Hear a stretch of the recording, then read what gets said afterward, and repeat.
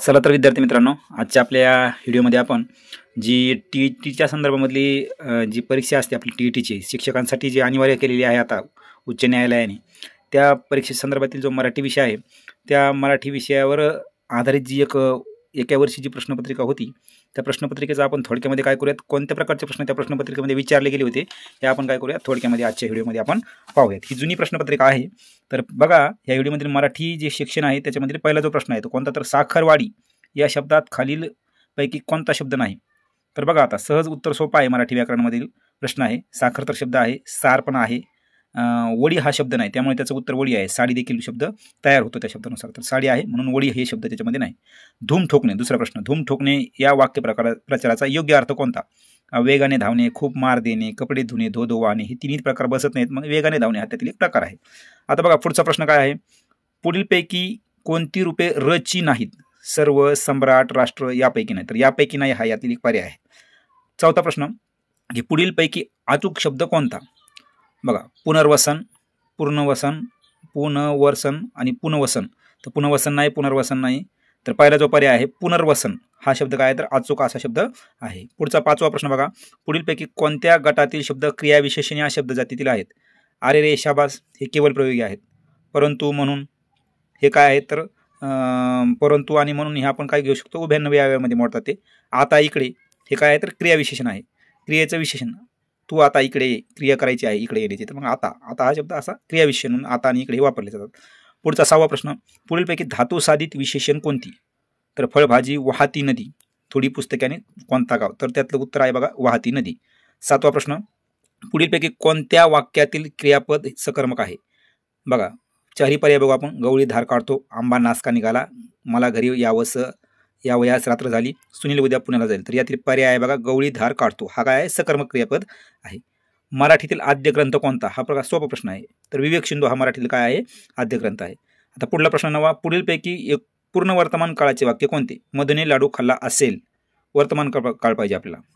मधुने लाडू खाल्ला होता, भूतकाळ झाला हा, मधु लाडू खातो चालू आहे क्रिया, आणि मधुने लाडू खाल्ला आहे, तर याचं उत्तर काय, मधु लाडू खातो हा काय आहे, पूर्ण वर्तमान काळाची आहे, त्याच्यामुळे वर्तमान काळ आहे, चालू आहे क्रिया, त्याच्यामुळे वर्तमान काळ क्रिया पूर्ण झालेली नाही, सध्या लाडू खाण्याची क्रिया ही चालू आहे, त्यामुळे याचं उत्तर आहे पूर्ण वर्तमान काळ, तर मधु लाडू खातो हा त्याचं उत्तर आहे। आता भुजंग प्रयात वृत्तातील गण कोणते?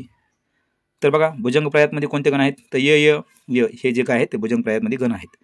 आता पुढचा 11वा प्रश्न, संतमंती सप्तपदे सहवाशे सख्य साधूशी घडते, या ओळीतील अलंकार कोणता? तर या ओळीमध्ये अनुप्रास हा अलंकार यामध्ये आहे। आता पुढचा प्रश्न बघा, 12वा प्रश्न जो आहे तो आहे बघा, पुढीलपैकी ओष्ठ्य वर्ण कोणता आहे?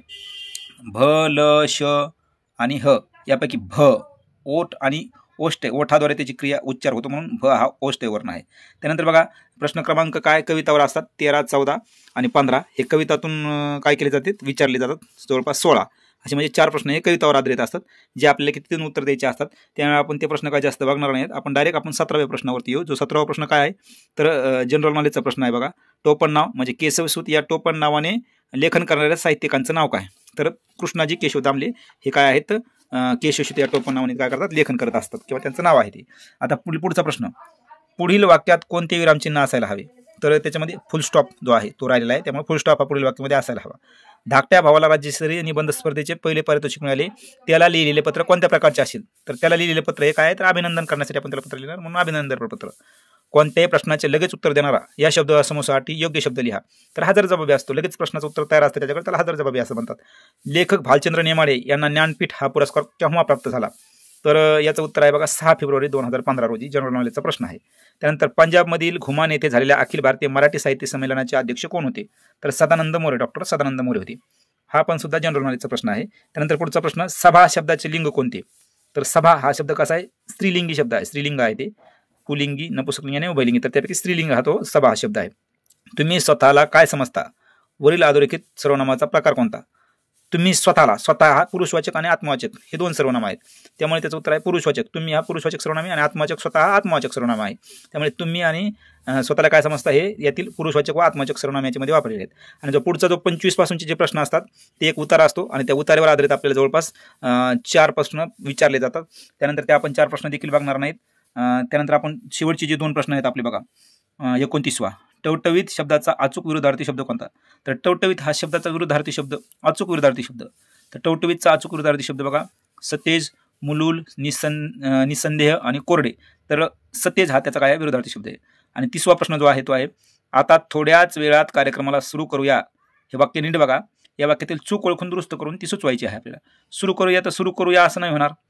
त्यानंतर कार्यक्रमाला तर कार्यक्रम, हां ही बरोबर आहे, कारण आता थोड्याच वेळात कार्यक्रम सुरू करूया असं वाक्य आपण लिहू शकतो. म्हणजेच नंबर दुसरा जो पर्याय आहे, कार्यक्रमाला ऐवजी कार्यक्रम असं पाहिजे, आणि त्यामुळे कार्यक्रम हा तिथं त्याचं उत्तर आहे. अशा प्रकारे जे मराठी व्याकरणावरती आणि जनरल नॉलेजवरती आधारित जे 30 प्रश्न होते, त्यातील आपण उतारे आणि कविताचे प्रश्न सोडून बाकी प्रश्न आपण बघितलेले आहेत. ह्या TETच्या अनुषंगाने असणारा जो व्हिडिओ आहे आपल्याला, हा जर व्हिडिओ जर आपल्याला आवडला असला तर आपल्या चॅनलवरती नवीन असाल तर आपल्या चॅनलला सबस्क्राईब करा आणि व्हिडिओला लाईक करा. धन्यवाद.